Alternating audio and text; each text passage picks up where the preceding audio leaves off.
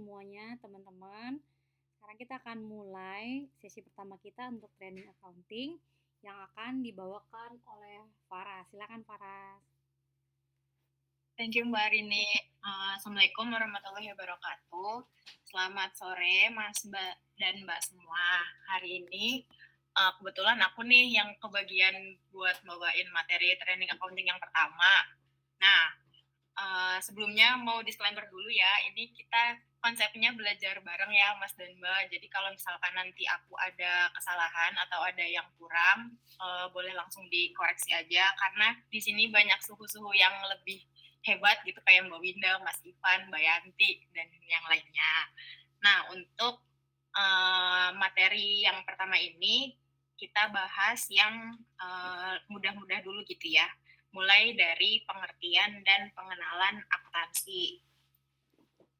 Nah, pastikan Mas dan Mbak udah pernah gitu ya dengar kata akuntansi atau udah sering lah dengar kata akuntansi. Jadi apa sih akuntansi itu? Akuntansi itu merupakan proses untuk mengukur ekonomi organisasi atau perusahaan, meliputi kegiatan pencatatan, pengelompokan, pelaporan, dan penafsiran transaksi keuangan dengan prinsip akuntabilitas.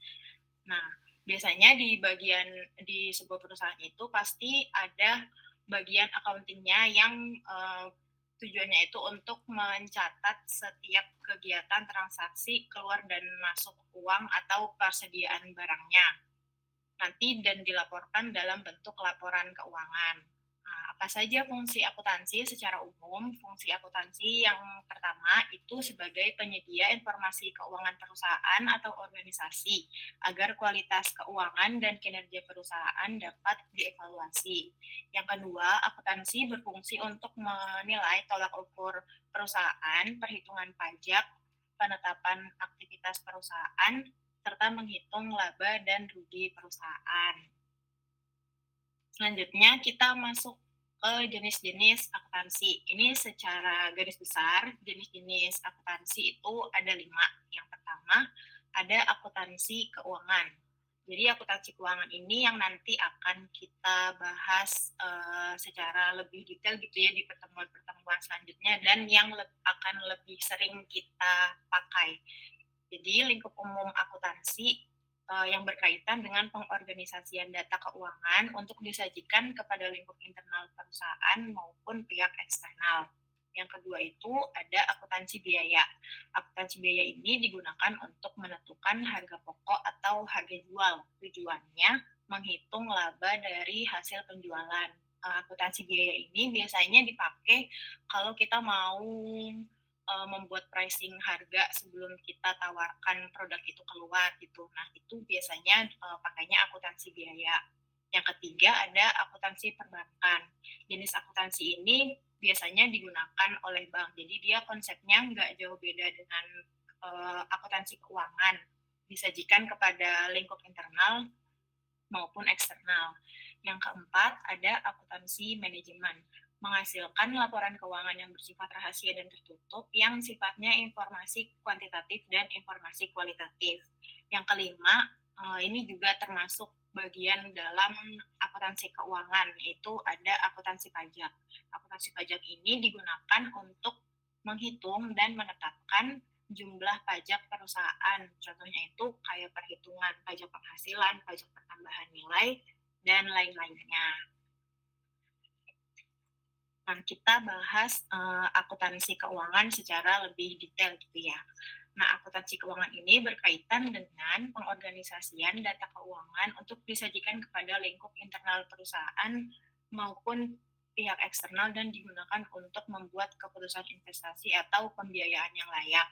Siapa aja yang membutuhkan informasi akuntansi? Yang pertama itu pihak eksternal, pimpinan perusahaan atau manajemen menggunakan informasi akuntansi sebagai dasar membuat perencanaan kebijakan di masa yang akan datang dan untuk pengawasan terhadap kegiatan perusahaan.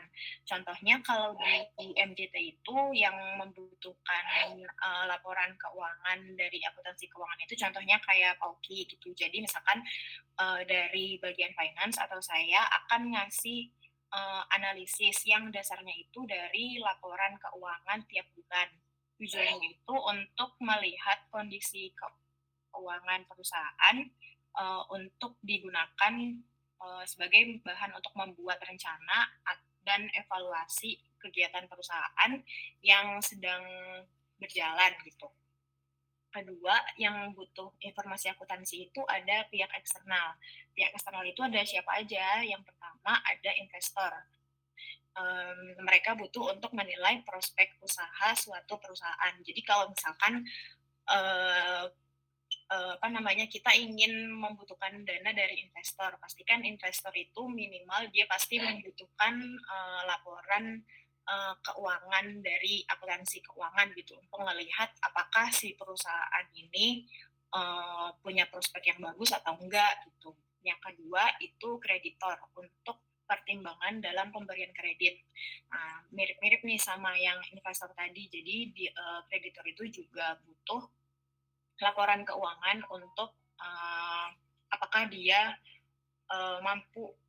apakah dia layak untuk diberikan pemberian kredit. Nah, yang ketiga itu pemerintah. Pemerintah itu butuh untuk penentuan besarnya pajak yang harus dibayarkan oleh perusahaan. Yang keempat itu ada karyawan perusahaan untuk mengetahui keberadaan perusahaan karena karyawan berkepentingan atas keberlangsungan hidup karyawan. Kenapa karyawan perusahaan itu masuk ke pihak eksternal? Karena ini konteksnya itu karyawan perusahaan yang bukan ada di bagian keuangan atau accounting gitu ya. Karena contohnya kayak misalkan nih kita kalau monthly meeting, biasanya kan Pak Oki kan sharing kan tentang kondisi keuangan perusahaan kita nih di bulan itu. Nah itu tujuannya untuk supaya teman-teman karyawan itu mengetahui kondisi keuangan kita karena karyawan itu kan berkepentingan juga atas keberlangsungan hidup kita bersama gitu, hidup karyawannya. Nah, selanjutnya kita masuk ke persamaan dasar akuntansi. Persamaan dasar akuntansi adalah sistematika pencatatan yang menggambarkan suatu hubungan yang ada pada perusahaan, yaitu pengaruh transaksi terhadap posisi keuangan perusahaan. Bentuk persamaan dasar akuntansi adalah sebagai berikut. Nah, ini bentuk dasar persamaan akuntansi. Ini dasar persamaan akuntansi yang nanti akan kita ingat-ingat terus. Jadi kalau misalkan Mas dan Mbak takut lupa, boleh dicatat atau boleh di screenshot. Sesimpel sih Mbak, Mas, cuman segini doang. Harta sama dengan utang ditambah modal. Nah, selanjutnya nanti kita akan bahas apa itu harta, apa itu utang, dan apa itu modal. Nah, jadi komponen persamaan dasar akuntansi itu ada 3, yaitu harta, kewajiban, sama modal gitu ya, kayak yang tadi udah dijelasin di slide sebelumnya. Jadi aktiva atau harta itu semua kekayaan yang dimiliki perusahaan, baik yang berwujud maupun tidak berwujud, dapat dinilai dengan uang dan digunakan dalam operasi perusahaan. Jadi nggak jauh beda sama pengertian harta dalam kehidupan sehari-hari gitu. Jadi harta itu semua kekayaan yang dimiliki sama perusahaan, baik yang berwujud maupun tidak berwujud. Selanjutnya komponen yang kedua itu ada pasifa atau kewajiban atau utang. Nah, jadi utang itu adalah keharusan membayar kepada pihak lain yang disebabkan adanya transaksi pembelian barang atau jasa secara kredit. Nah, jadi ini juga nggak jauh beda sama pengertian utang pada kehidupan sehari-hari biasanya. Jadi kita keharusan membayar pada pihak lain yang disebabkan adanya transaksi pembelian. Nah, komponen yang ketiga itu ada ekuitas atau modal, yaitu hak kepemilikan atas harta perusahaan yang merupakan kekayaan bersih. Nah, modal ini nilainya selisih antara harta dengan utang. Nah, karena di persamaan dasar akuntansi yang tadi, harta sama dengan utang ditambah modal. Jadi nilai modal itu adalah selisih dari nilai harta dikurangin sama utang yang harus dibayarkan. Tuh. Nah, selanjutnya masuk ke jenis aktiva atau harta. Jenis aktiva atau harta itu ada dua. Yang pertama aktiva lancar, yang kedua aktiva tetap. Nah, apa itu aktiva lancar? Aktiva lancar itu harta yang memiliki manfaat kurang dari 1 tahun. Contohnya itu kayak kas, surat berharga, piutang dagang, piutang pendapatan, perlengkapan, persediaan, prepayment. Jadi di aktiva lancar ini dia sifatnya itu dia punya manfaat yang kurang dari 1 tahun atau dia tuh nilai manfaatnya tuh cepat habis atau cepat keluar masuk dari perusahaan gitu. Contohnya kayak kas. Kas itu kan untuk kegiatan operasional sehari-hari perusahaan ya. Jadi dia sifatnya itu cepat masuk dan cepat keluar gitu.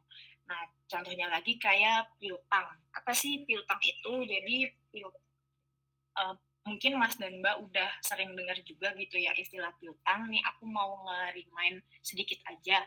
Jadi piutang itu hak pembayaran milik perusahaan terhadap suatu pihak atau konsumen karena si konsumennya ini udah menerima produk dan jasa, tapi si konsumennya ini belum bayar dengan lunas gitu. Jadi contohnya nih misalkan punya aku jual pulpen ke siapa ya, ke Mbak Yanti itu. Misalkan harga harga pulpennya itu 10.000. Nah, tapi sama Mbak Yanti baru dibayar 5.000. 5.000-nya itu nanti akan dibayar di bulan depan. Nah, jadi di jurnal diriku sendiri aku akan mencatat transaksi itu tuh sebagai piutang dagang. Aku punya itu termasuk ke dalam harta aku. Aku punya pendapatan si 10.000 itu, tapi 5.000-nya baru aku terima di bulan depan gitu. Jadi nanti dari sisi Mbak Yanti punya kewajiban untuk bayar 5.000 yang kurang itu di bulan depan gitu. Jadi ntar di Mbak Yanti akan dicatat sebagai utang. Contoh lain dari aktiva lancar itu ada perlengkapan. Nah, kalau kita lihat nih di sebelah kanan di bagian aktiva tetap berwujud itu ada peralatan. Apa sih perbedaan perlengkapan sama peralatan? Jadi kalau perlengkapan itu dia memiliki manfaat, yaitu barang-barang peralatan yang memiliki manfaat itu kurang dari 1 tahun. Dia itu nilainya lebih cepat habis. Contohnya itu kalau di kantor gitu ya, kayak pulpen, kertas HVS untuk ngeprint, post-it, pensil. Nah, dia tuh nilai manfaatnya itu dia lebih cepat habis dibandingkan peralatan. Nah, kalau peralatan itu dia nilai manfaatnya itu lebih jangka panjang. Contohnya itu kayak kendaraan, gedung, terus laptop kantor, meja kursi gitu. Terus atau kalau di pabrik-pabrik itu mesin gitu. Jadi itu contohnya. Nah, selanjutnya itu persediaan. Nah, kalau persediaan ini maksudnya adalah kayak stok persediaan barang. Kayak tadi kan misalkan aku jual pulpen tuh ke Mbak Yanti. Nah, itu kan termasuk persediaan aku. Nah, kalau misalkan stok pulpen aku itu udah habis, misalkan stok pulpennya udah habis nih, nanti aku kan akan nge-restock lagi gitu ya. Nah, itu kan punya nilai manfaat yang dia tuh perputarannya itu cepat dan dia manfaatnya itu cepat gitu. Jadi dia masuknya ke aktiva lancar. Kalau prepayment itu pembayaran di muka. Nah, untuk jenis aktiva yang kedua itu ada aktiva tetap. Nah, aktiva tetap ini dibagi jadi dua lagi. Ada aktiva tetap yang berwujud, ada aktiva tetap yang tidak berwujud. Aktiva tetap berwujud ini nilai aktiva yang memiliki manfaat yang jangka panjang. Biasanya lebih dari 1 sampai 3 tahun gitu. Contohnya itu kayak tanah, bangunan, mesin, peralatan, kendaraan. Nah, dia tuh harta yang ada bentuknya gitu. Jadi namanya aktiva tetap berwujud.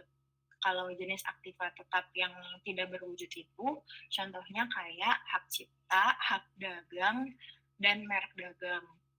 Dia secara wujud itu nggak ada, maksudnya kayak apa ya, ada secara mungkin kalau hak cipta, hak dagang gitu, itu ada bentuk suratnya, cuman nggak ada dalam bentuk wujudnya gitu. Nah, selanjutnya jenis pasifa atau kewajiban. Kayak yang seperti yang tadi udah aku sempat jelasin ya, kenapa bisa muncul kewajiban atau utang, karena ada transaksi yang pembelian barang atau jasanya itu dia secara kredit, makanya dia menimbulkan kewajiban atau utang. Nah, utang juga dibagi menjadi dua, ada utang lancar yang maksudnya itu kewajiban jangka pendek, ada juga utang jangka panjang. Nah, contoh dari utang lancar itu ada utang dagang, utang pendapatan, dan utang beban. Contoh dari utang dagang itu, kalau ceritain tadi tuh kayak Mbak Yanti beli pulpen kurang bayar 5.000. Nah, itu dia masuknya ke utang lancar atau utang dagang. Karena kalau bayar pulpen gitu kan nggak mungkin ya bayarnya kayak 1 tahun lagi, dua tahun lagi. Nah, kan itu jadinya masuknya ke kewajiban yang harus dibayarkan dalam jangka pendek gitu. Selanjutnya itu utang jangka panjang. Kalau utang jangka panjang ini contohnya utang obligasi atau surat utang jangka panjang. Jadi obligasi itu artinya apa ya, surat pengakuan utang, surat tanda kalau kita tuh punya hutang gitu. Biasanya itu bisa dibayarkan selama 1 sampai 10 tahun. Dan obligasi ini sifatnya bisa diperjualbelikan.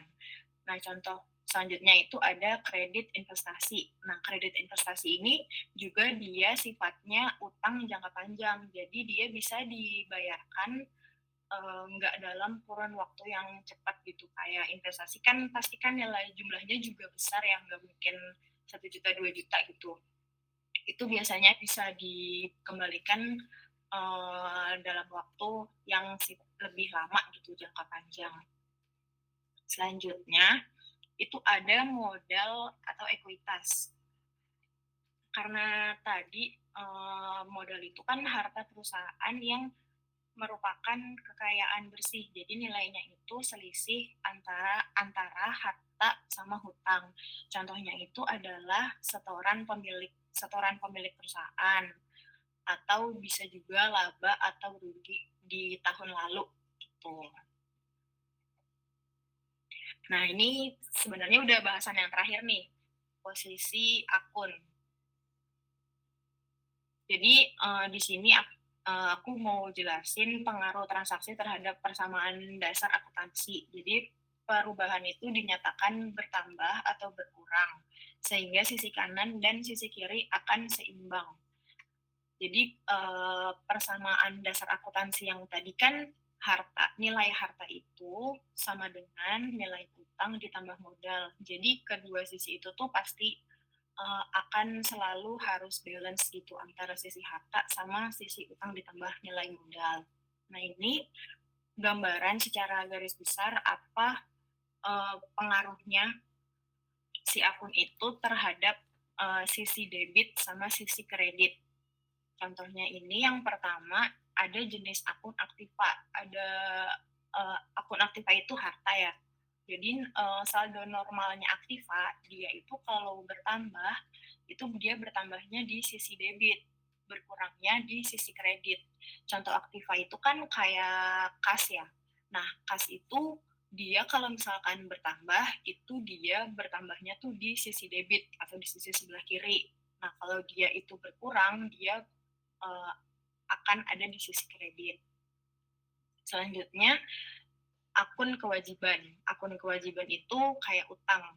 Nah, karena balik lagi ke persamaan dasar, harta sama dengan utang ditambah harta sama dengan kewajiban ditambah modal. Jadi saldo normalnya kewajiban itu ada di sebelah kredit. Jadi kewajiban kalau bertambah itu di sisi kredit, kalau berkurang itu ada di sisi debit.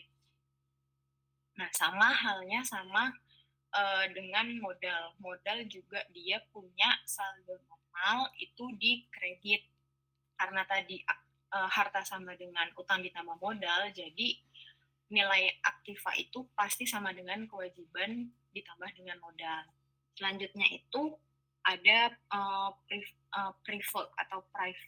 Jadi prive itu pengambilan kas untuk keperluan pribadi. Dia juga nilainya akan bertambah di debit, jadi saldo normalnya di debit dan dia akan berkurang di kredit. Jadi contohnya nih, contohnya kalau prive itu kan dia pengambilan pribadi, dia akan mengurangi nilai kas ya, karena prive itu kan untuk keperluan pribadi, otomatis dia akan berpengaruh ke pengambilan kas. Jenis akun yang selanjutnya itu ada pendapatan. Pendapatan juga saldo normalnya di kredit. Dia akan bertambah di sisi kredit dan berkurang di sisi debit. Lalu juga ada beban. Beban itu juga akan bertambah di sisi debit dan berkurang di kredit. Nah, mungkin biar nggak terlalu bingung, aku coba share contoh-contoh soalnya biar ada gambaran sedikit gitu ya. Nah, ini contohnya nih, ada transaksi penyetoran modal. Jadi, contoh transaksinya, Jerome mendirikan perusahaan, dan untuk itu dia menyetorkan uang tunai sebesar 1.000 sebagai modal awal. Cara untuk mencatat transaksi ke dalam persamaan dasar akuntansi adalah sebagai berikut. Nah, jadi karena jadi si Jerome ini membuka perusahaan, nah dia menyetorkan uang tunai sebesar 1.000. Nah, dicatat ke dalam persamaan dasar akuntansinya itu, kalau dia nyetor uang kan otomatis nilai kas perusahaan itu akan bertambah.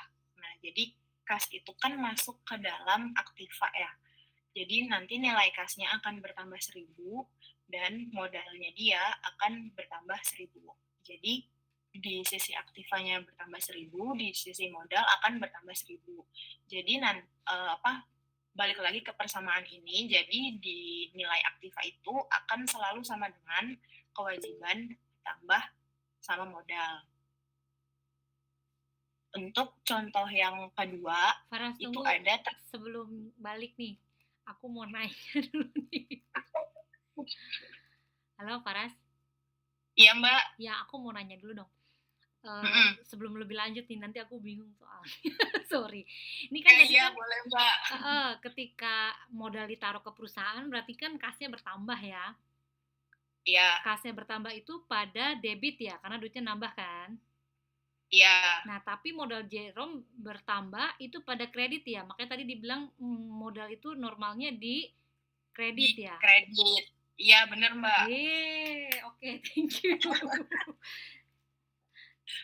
Mungkin teman-teman ada yang masih bingung atau aku kecepatan, boleh langsung ditanyain ya Mas dan Mbak.